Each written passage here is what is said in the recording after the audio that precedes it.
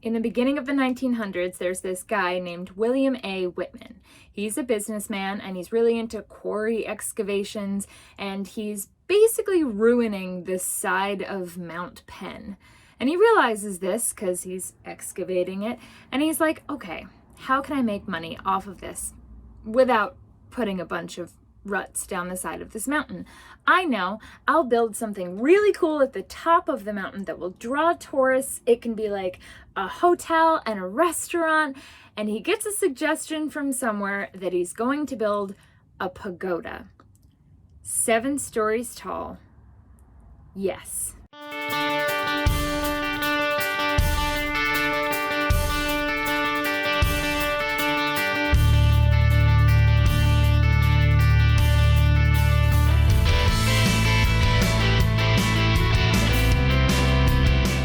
Today stands 7 stories tall, half wood, half stone, 28 feet wide, 50 foot long, 72 feet high.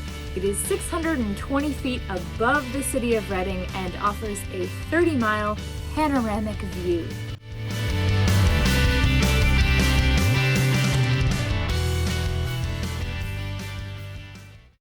So this is the pagoda. It's currently closed because of COVID, so I can't go inside, but this view.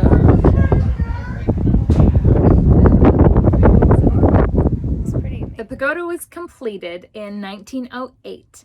It cost approximately $50,000, and I think that was in like their time, which to us right now would be $1,483,711.96 approximately. It was intended, as I said, to be a hotel and a restaurant on a luxury resort that Whitman was gonna build. It never happened, spoiler alert. Now, on the very top of this pagoda, which I could not go to because COVID, there is a tocsin, T-O-C-S-I-N, or a bell, basically.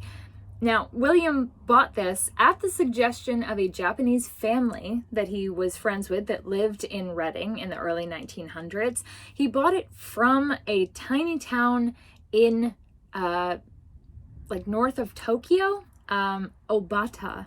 It was originally cast in 1739 and was in a Buddhist temple until the temple burned down. So Whitman buys this. It travels all the way to the United States through the Suez Canal, New York City, and it arrives in Reading on May 5th, 1907. Now, it arrives with the history and instructions, and Japanese bells are different than English bells, I learned. They don't have clappers. They're actually struck by a beam, which is like hung, and then suspended by like 4 ropes. So they've lost all of this. They lost the instructions, they lost the history, and they lost the wooden clapper thing. It's called a striker. They don't know where any of it is, but you can, once COVID stops, still take the 86 steps to the top of the pagoda just to look at this bell. Alright, so if you come here, like I said, the actual pagoda is closed at the moment, but there are a ton of really beautiful hiking trails nearby. So I'm going to take a little walk. Now, as I said before, unfortunately, Whitman went through all of this work. The pagoda was completed. The bell was here. He decorated the first 3 or 4 floors in these beautiful rugs and had it all nice and pretty for tourists to come. And the city of Reading said, nope, because drunk patrons are going to fall down this mountain. And we think you're going to open a brothel. So they didn't allow him to actually create a business in this space. So everything was halted, and pretty much by 1910, the pagoda was given to another businessman. That businessman realized what kind of importance this would have to the city of Reading, and he literally sold it to the city for $1. A couple of renovations have happened in the last few years. During World War II, there was a lot of anti-Japanese sentiment, and the pagoda was almost taken down, but thankfully was protected. It was restored in 1949, and stone was added to the lower levels. In 1960, neon lights were added to the roofs. In the 1970s, the Japanese garden was restored, and new cherry trees were planted. And a webcam was installed on the 3rd floor that records and publishes the weather every now and then.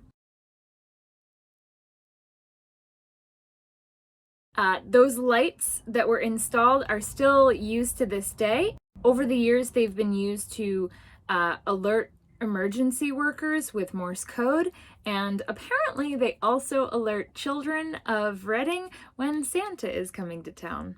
Unfortunately, after the last few years, especially with COVID, there isn't any graffiti, and wasn't any when I was there, but they do have some problems with people hanging out there at night, playing loud music, drinking, smoking, just being general jerks. And there have been some murders. You can look at some of the crime that might have been around there. So it's a bummer. I wouldn't go at night, but during the day this place is really beautiful, and it's just so weird.